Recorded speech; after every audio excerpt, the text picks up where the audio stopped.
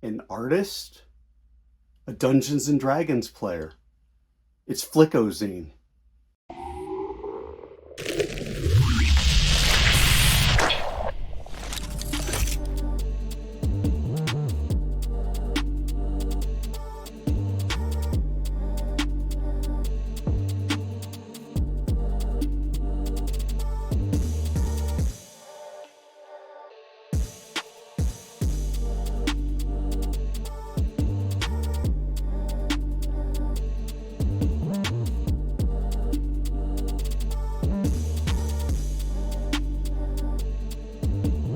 And hello everyone, it is Tom, it's FANzine Live. We are doing new releases today, and we are looking at a piece from a gentleman named Fernando Palenzuela. He's out of Miami, and he presented me with a copy out of the blue of Flikozine. Interesting artwork and Dungeons and Dragons. This is, he said, his first zine ever. And I gotta say that for a first zine, Fernando did a really nice job.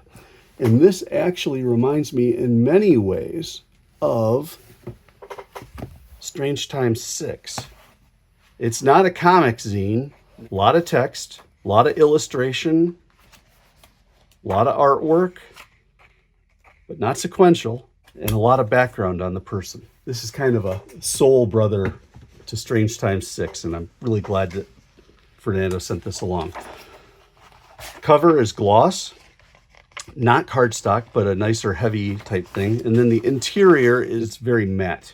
I do like this picture. It says inside cover. A picture of me sitting at Gary Gygax's desk, where he may or may not have written Dungeons and Dragons. The typewriter is not the original, but the same model. The board behind me is the cellar door with signatures of all his friends who would come to play war games in the basement of his home at Lake Geneva, Wisconsin.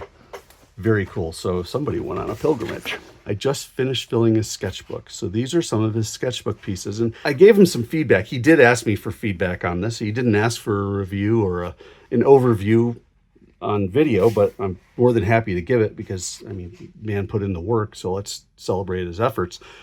The one thing I did suggest to him was, in looking at this, and I'm no professional by any means, but he's clearly got skill.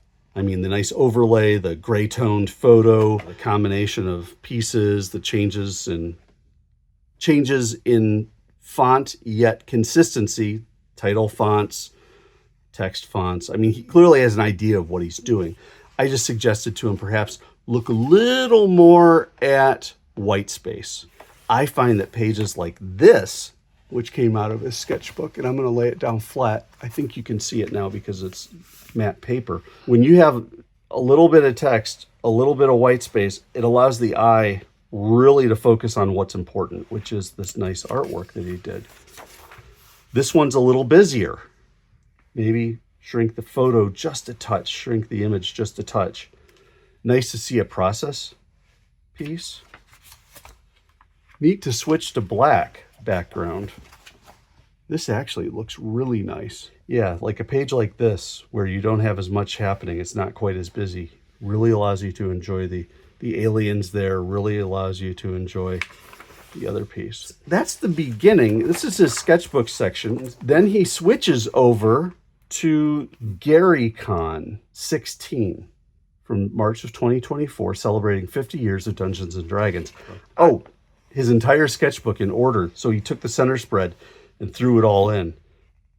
And it's good use of a sketch scene. I like how he shares the whole shoot and match, because you can see the different types of things he does.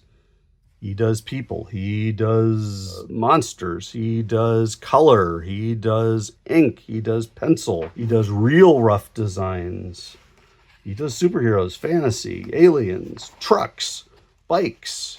So anyway, this is the GaryCon convention. Wait a minute. Central Florida Super Game-a-thon. So this was July 23.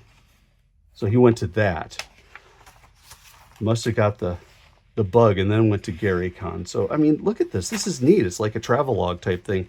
But of course, these are the people he ran into along the way, people who he perhaps traveled with along the way. Neat to have the background from the airport, talking about his travel experience, meeting people.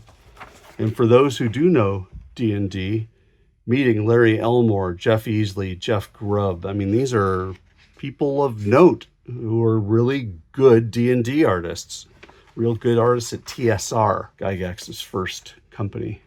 I like the combination, the white here, the dark for the background, but being able to see how D&D is played in this manner, where you've got your miniatures, you've got your mapping. And then he went to Gary Gygax's old house. The current owner apparently lets people come in and check it out.